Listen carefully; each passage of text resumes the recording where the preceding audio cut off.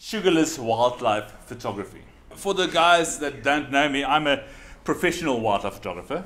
I've won an award once, and I'm very proud of it. And I started out as a civil engineer, and my speciality was building overhead road signs. This is the only one I actually ever built, and as you can see, it's quite skew. It's on the way to Cape Town. These days, I don't build road signs anymore because I only worked for 2 years.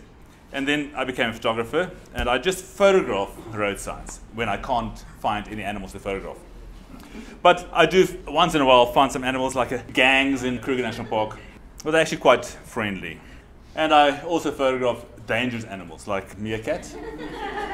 This guy gave me tick bite fever. He had a tick on it, and it walked down onto my nose and bit me on the tip of my nose. And then a week later, I got tick bite fever, so I hate the meerkats. You see, they really irritate you. You can't photograph. So today I want to talk about sugarless wildlife photography. So years ago, when I grew up, photography was very difficult. You had to photograph with film, and you didn't have autofocus or auto exposure even. It was a challenge just to get a good photograph in focus and correctly exposed. In those years, we appreciated photography much more than what you do today. Paging through magazines like National Geographic, it gave you a sugar rush just to see the photographs. And I literally licked the photographs off the pages, paging through it when I was young, because I just loved the images. But over the years, photography became much easier. And these days, we get bombarded by photographs on Facebook, like a candy shop full of lollipop images begging to be liked and to be licked. And you get a sugar overload paging through your Facebook feed these days. So it's much more difficult to hold somebody's attention and to show a photograph as you want to show it to him or to her. So today I just want to give some tips on how to take the sugar out of your photography. So the first tip is to truncate and amputate. So years ago, when I was paging through these National Geographic magazines, I came upon this image by Nick Nichols. And I remember me and a friend paging through this magazine and seeing this photograph. And I thought, what a pity that it was amputated. And I thought, why would anybody in any case publish a photograph like that when half the photograph is out of the frame, or part of the photograph is out of the frame?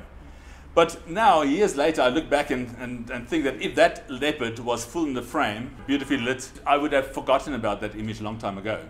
So that made me think that amputation is not a bad thing necessarily for photography.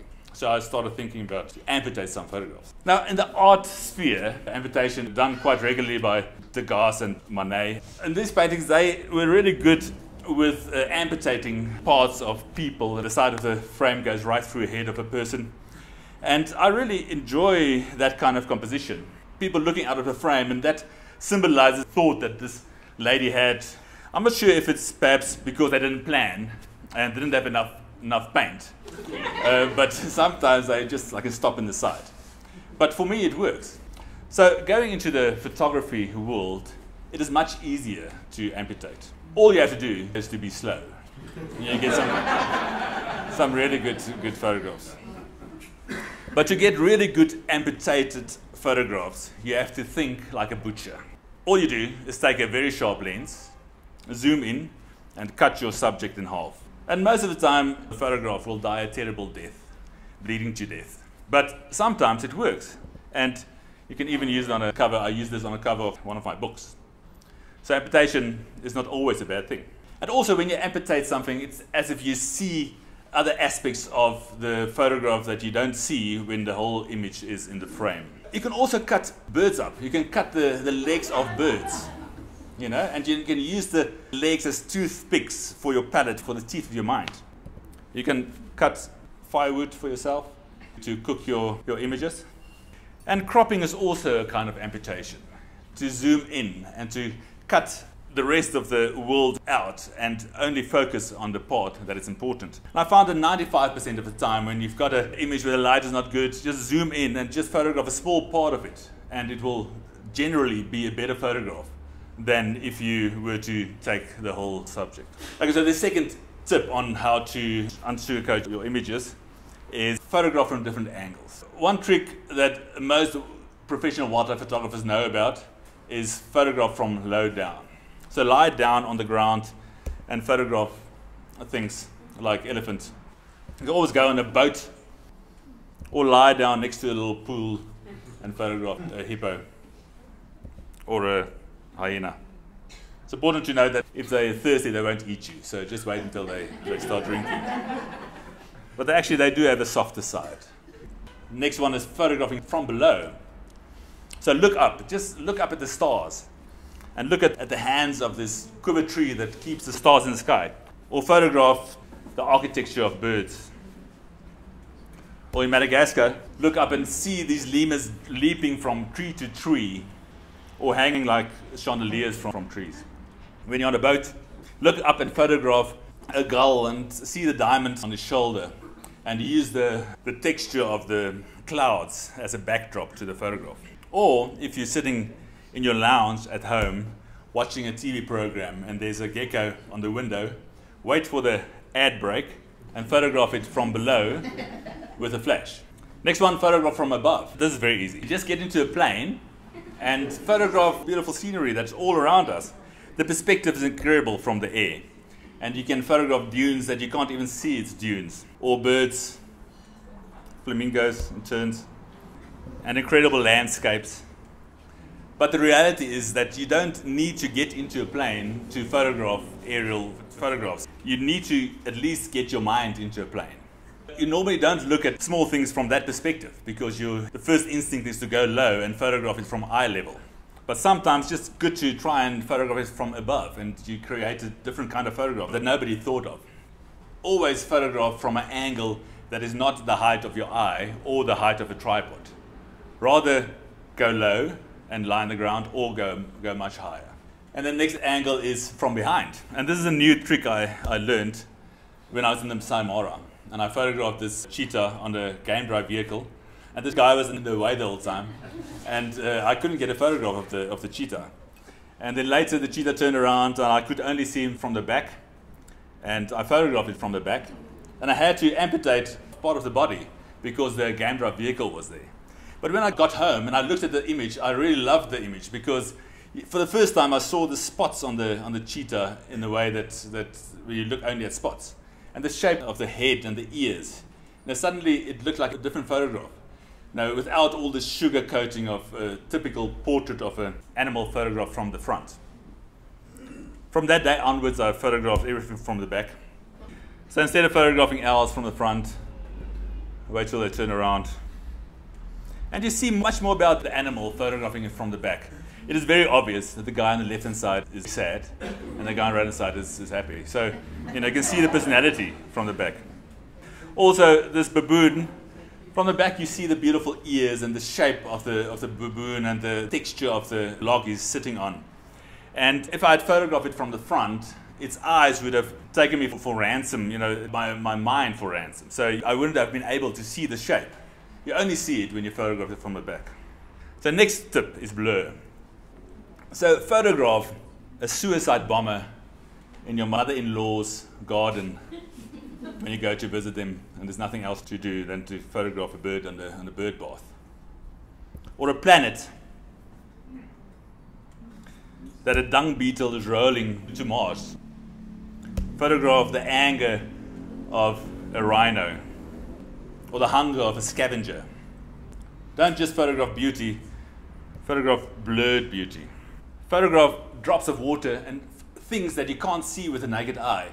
You can only see by closing down the aperture and using a long, slow shutter speed. Photograph the terror of a zebra in Otosha. Fight with your camera in the rivers and on land to try and get these photographs and trying to get to greener grass. It's a war out there to get a good photograph of one of these. And then use the contrast between a static subject and a moving subject to blur the background and only have the bird in focus by using a slow shutter speed. And show the beautiful hairdo of a tree. There are many worlds at our feet that we can find underneath rocks or at the tip of our fingers. So I went to botanical gardens at Walter Sisulu and my son picked up a little guinea fowl feather and said I should photograph it, so I had to photograph it. And then I used a very strong macro lens, a 5x magnification macro lens, and photographed this feather. And I saw all these feathers, all these wings inside this feather. And it just blew my mind to see this. In the same Botanical Gardens, I photographed this praying mantis while we were having picnic, before my kid stepped on it. And this photograph I took 2 meters from where I sleep every night of my life.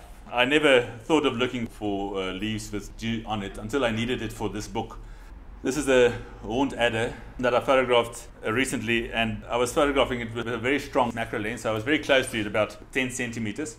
And while I was photographing it, the snake handler that caught the snake for me said over on my shoulder that the previous guy that photographed this particular snake got bitten, and 20 minutes later he was dead. So I thought this is good enough, so I stopped photographing.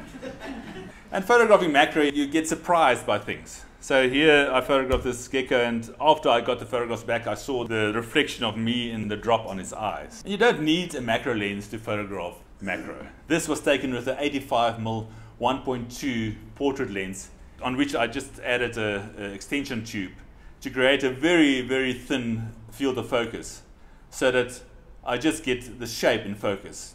So photograph body armor and knights.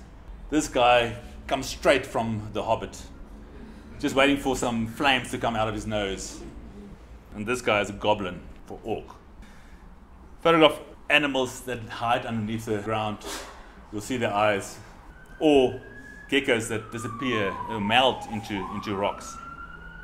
And macro photography is timeless. I took this photograph 30 years ago in front of our house. There was a little pond, and I took it with a film camera. Sadly, the frog have died since. But the photograph survived. And I decided to just publish it in this book. I always had it in my collection, and just to prove a point that nothing really changed. Tell a story.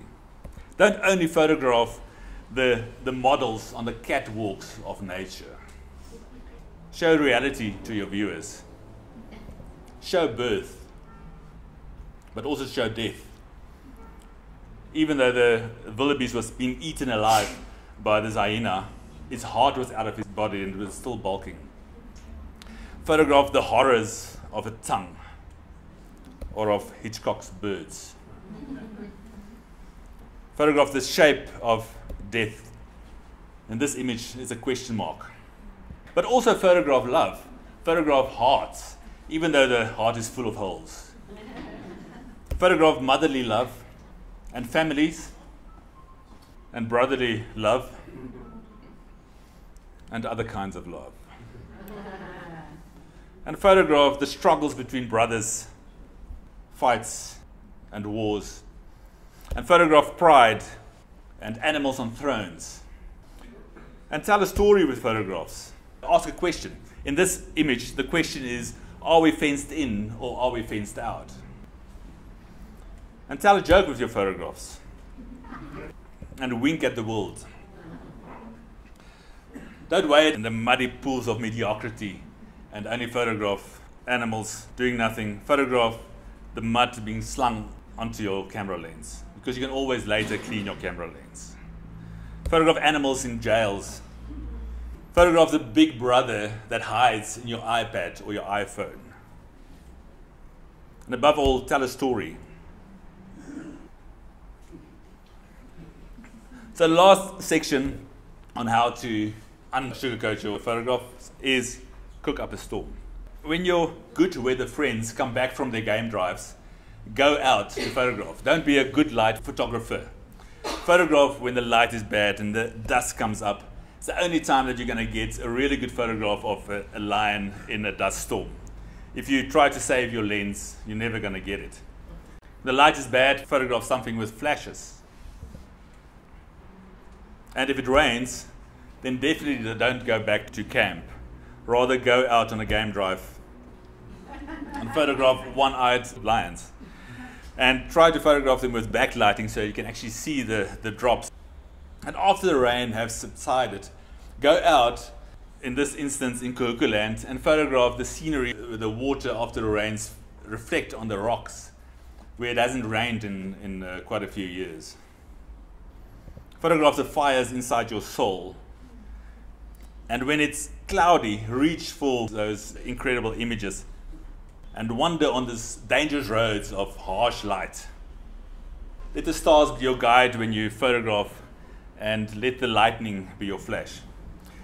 They say that whales only breach when the seas are really rough and the weather is really bad. So go out when the whales breach. In other words, don't bake cook sisters. Rather cook curry. Thank you very much.